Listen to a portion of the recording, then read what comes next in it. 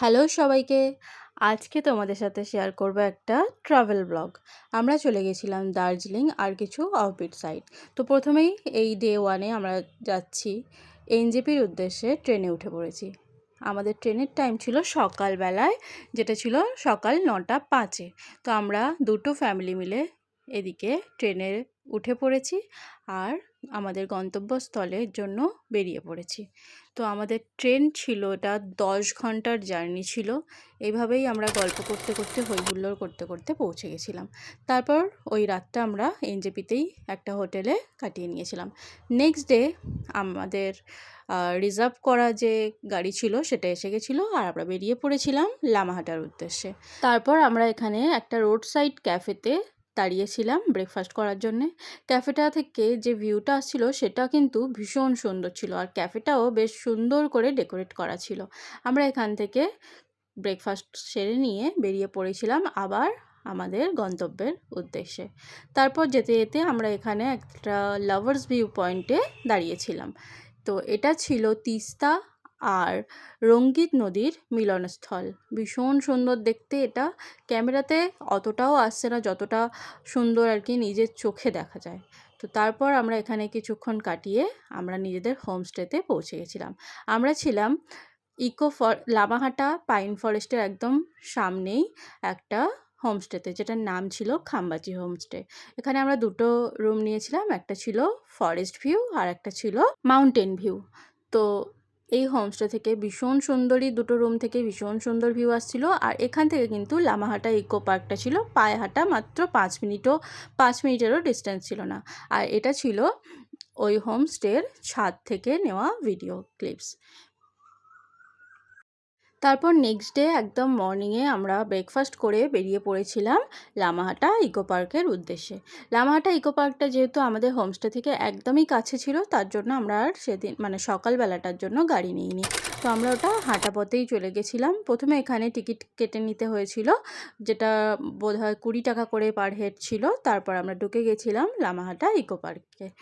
তো এটা কিন্তু ভীষণ সুন্দর ছিল, ভীষণ সুন্দর একটা চারিদিকে এরকম একটা নেচার ভিউ ছিল। তারপর কিছুটা ওপরে ওঠার পর এই ছিল নিচের দিকের ভিউটা। তোমরা দেখতেই পাচ্ছ বেশ সুন্দর দেখতে এটা কিন্তু। তারপর আমরা এই ইকো পার্কের একদম পাহাড়ের ওপরে ছিল একটা পবিত্র হ্রদ, যেটা আমরা দেখতে হাঁটা দিয়েছিলাম। আর এই হাঁটাটা কিন্তু একদমই সহজ ছিল না, ভীষণ এবড়ো খেবড়ো পাথুরে রাস্তা দিয়ে আমাদেরকে হেঁটে হেঁটে যেতে হয়েছিল। আর এই হেঁটে হেঁটে যেতে আমাদের প্রায় সময় লেগেছিল প্রায় 1 ঘন্টার কাছাকাছি, ওই 45 মিনিটেরও বেশি সময় লেগেছিল। যেতে যেতে আমরা মাঝে মাঝেই হাঁফিয়ে যাচ্ছিলাম, একটু রেস্ট করে নিচ্ছিলাম, তারপর পৌঁছে গেছিলাম। আর এই যে বড় বড় পাইন ফরেস্টগুলো দেখতে পাচ্ছ, পাইন গাছগুলো দেখতে পাচ্ছ, এটা কিন্তু এই পুরোটাই পাহাড় জুড়ে এরকম পাইন গাছের জঙ্গল। এখানে কিন্তু রাত্রেবেলায় সন্ধ্যের পর সবাই আর কেউ বাইরে থাকে না। সব কিছু 6টার পর যেই সন্ধে নেমে গেল সব কিছু বন্ধ হয়ে যায়। দোকানপাট ঘর বাড়ি এরা কেউ বাইরে বেরোয় না, কারণ এখানে তখন জঙ্গলি জন্তুরা ঘুরে বেড়ায়। শুনেছিলাম আমরা যেদিন ঘুরতে গেছিলাম ওখানে, তার 10 দিন আগেই নাকি ওখানে ব্ল্যাক প্যান্থার দেখা গেছিলো। তো আমরা ফাইনালি এখানে ওই পবিত্র হ্রদের কাছে পৌঁছে গেলাম। আর এই ওপরে মাত্র এখানে একটাই দোকান ছিল জল বা কিছু খাওয়ার জন্য। আর এই যে সামনে দেখা যাচ্ছে এটাই ছিল সেই হ্রদ। আমরা ড্রাইভার দাদার কাছে শুনেছিলাম যে এই হ্রদে নাকি আগে এরকম দুটো হ্রদ ছিল, একটা এখানে আর একটা অন্য জায়গায়। তো দুটো হ্রদে দুটো হাঁস থাকতো, যারা নাকি ওই হ্রদটার মধ্যে কোনো পাতা বা কোনো নোংরা কিছু পড়লে তারা মুখ দিয়েই পরিষ্কার করে দিত। হ্রদটা ছিল একদম পবিত্র। কিন্তু পরে লোকজন এখানে এসে বিভিন্ন রকমের ননভেজ আইটেম খাওয়ার পর বা আরও কিছু কার্যকলাপ করার পর ওই হাঁসগুলো নাকি এখান থেকে চলে গেছিলো।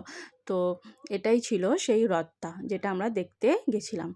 তারপর আমরা হোমস্টেতে ফিরে লাঞ্চ করে নিয়েছিলাম আর আমাদের গাড়ি চলে এসেছিল। এবার আমরা বেরিয়ে পড়েছিলাম গোম্বাদারা ভিউ পয়েন্টের উদ্দেশ্যে। এটা তোমরা যেটা দেখতে পাচ্ছ এটা হচ্ছে গোম্বাদারা ভিউ পয়েন্ট। এখান থেকে নিচের ভিউটা ভীষণ সুন্দর আসছিল, আর ওই যে মেঘগুলো দেখতে পাচ্ছ না, ওগুলো পুরোপুরি আমাদের গায়ের মধ্যে চলে আসছিল। ওখানে আমার মেয়ে গিয়ে বেশ টি গার্ডেনের ড্রেস পরে ভিডিও করেছিল। তারপর আমরা এসেছিলাম তাকদা অর্কিড গার্ডেনে। আমরা এখানে কিন্তু অর্কিড দেখতে পাইনি, যেহেতু এটা অর্কিডের সিজন ছিল না। তো বিভিন্ন রকম এখানে আমরা গাছপালা মানে অনেক রকম ফুলের গাছ দেখতে পেয়েছিলাম, বেশ কিছু ক্যাকটাস দেখতে পেয়েছিলাম। তো সেগুলোই কিছু ভিডিও করে তোমাদের সাথে শেয়ার করলাম।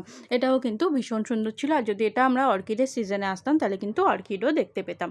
যেহেতু আমরা অর্কিডের সিজনে আসিনি তাই জন্য দেখতে পাইনি। তারপর আমরা চলে গেছিলাম তিনচুলেতে, কিন্তু সেখানে আর ভিডিও নেওয়া হয়নি, কারণ তখন খুব মেঘ এসে গেছিলো আর বৃষ্টিও হচ্ছিল। তারপর নেক্সট ডেতে আমরা বেরিয়ে পড়েছিলাম দার্জিলিংয়ের উদ্দেশ্যে। তারপর দার্জিলিং যাওয়ার পথেই আমরা পেয়ে গেছিলাম ঘুম মনেস্ট্রি।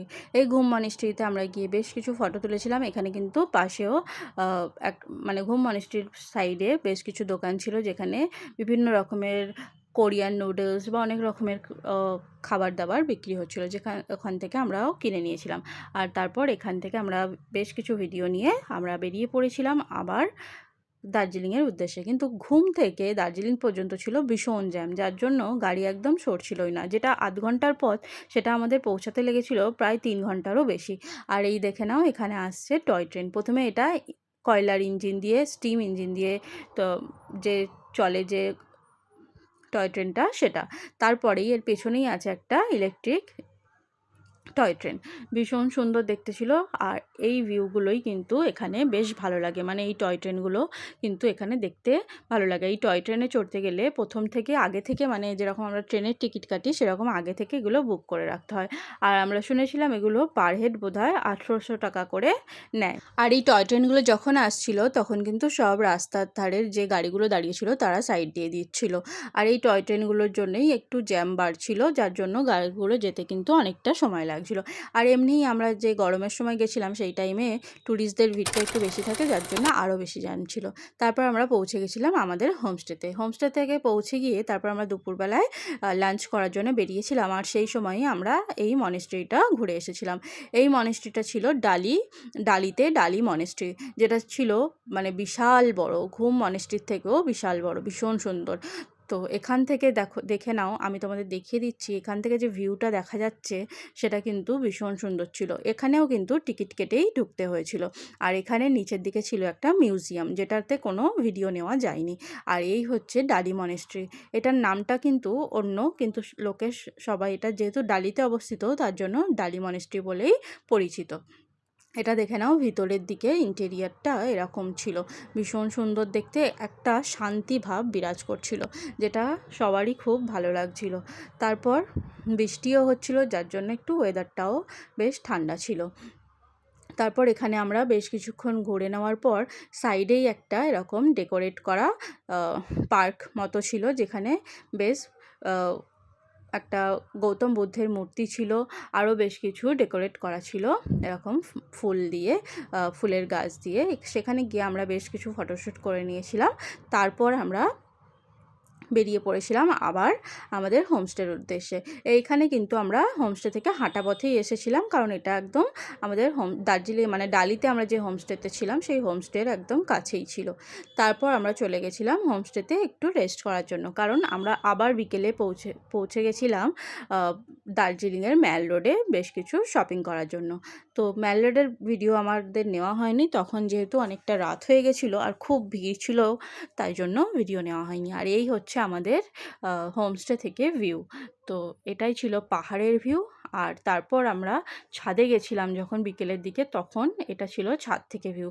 আর এইভাবে কুয়াশাগুলো, মেঘগুলো পুরো আমাদের গায়ের মধ্যে দিয়ে যাচ্ছিল, ভীষণ সুন্দর একটা অভিজ্ঞতা হয়েছিল। তারপর আমরা পরের দিন বেরিয়ে পড়েছিলাম এনজেপির উদ্দেশ্যে। কিন্তু এনজেপির উদ্দেশ্যে সকালবেলায় বেরিয়ে পড়ে আমরা বেশ কিছু জায়গা ঘুরে নিয়েছিলাম। প্রথমেই চলে গেছিলাম আমরা দার্জিলিং জুতে, যেখানে অনেক রকম পশু পাখি আমরা দেখেছিলাম। আর একটা জিনিস বেশ মজার, এখানে কিন্তু কোনো জায়গায়ই আমাদের এখানের মতো সমতল ভূমি ছিল না। মানে যেখানেই যাচ্ছি হয় ওপরের দিকে উঠতে হচ্ছে, না হয় নিচের দিকে নামতে হচ্ছে। তো এই যে জুতে গেছিলাম, এই জুটাতে ওরকম খাড়া পথে আমাদের হেঁটে হেঁটে ওপরের দিকে উঠতে হয়েছে। আর এই জুতে এসে কিন্তু বাচ্চারা খুবই ভালো লাগছিল, বাচ্চারা খুবই পছন্দ করছিল, যেহেতু একদম অ্যানিমালসগুলোকে একদম সামনে থেকে বেশ ভালোভাবে দেখতে পাচ্ছিল। আর অ্যানিমালসগুলোও কিন্তু বেশ আমাদের দেখা দিচ্ছিল আর কি, ভালোভাবেই দেখা যাচ্ছিল সব কিছু। আর এখানে সবথেকে বেশি যেটা দৃষ্টি আকর্ষণ করেছিল বা যেটা দেখার জন্য বেশি সবাই যায়, সেটা হচ্ছে রেড পান্ডা। আর এই হলো দেখে নাও রয়্যাল বেঙ্গল টাইগার। তো তারপর এখানে দেখতে পাবে তোমরা রেড পান্ডা, যেটা প্রথমে আমরা খুঁজে পাচ্ছিলাম না কারণ সে ঘুমাচ্ছিল। তারপর বেশ অনেকক্ষণ পর আমরা দেখতে পেয়েছিলাম। আর এই টাইগারটা দেখো কিভাবে এদিক সেদিক যাওয়া আসা করছে এত মানুষজনকে দেখতে পেয়ে। আর এই হচ্ছে রেড পান্ডা, যেটা দেখার জন্য বাচ্চারা খুব উৎসুক হয়েছিল। তো এটা দেখার পর তারপর আমরা বেরিয়ে পড়েছিলাম অন্য গন্তব্যের উদ্দেশ্যে। জু ঘোরার পর আমরা চলে গেছিলাম জাপানিজ টেম্পল পিস পাগোডাতে, কিন্তু সেটার কোনো ভিডিও নেওয়া হয়নি তখন। তারপর এখানে যে ভিডিওটা আছে, এটা আছে বাতাসিয়া লুপ, যেটা কিন্তু ভীষণ সুন্দর দেখতে। এখানে থেকে টয় ট্রেনের সামনে দাঁড়িয়ে সবাই ফটো ভিডিও শ্যুট করছিল। তারপর এখানে হঠাৎ করে বৃষ্টি শুরু হয়ে গেছিলো। তারপর আমরা চলে গেছিলাম আমাদের গাড়িতে, আর গাড়িতে করে তারপর আমরা এনজেপিতে চলে গেছিলাম। তারপর সেখানে একটা রাত থেকে আমাদের পরদিন ভোর 4টের সময় ট্রেন ছিল। তারপর আমরা চলে আসলাম ট্রেনে করে আমাদের কলকাতা। তো আমাদের জার্নিটা তোমাদের সাথে শেয়ার করলাম। কেমন লাগলো অবশ্যই জানিও, ভালো লাগলে লাইক শেয়ার সাবস্ক্রাইব করে দিও। Thank you for watching.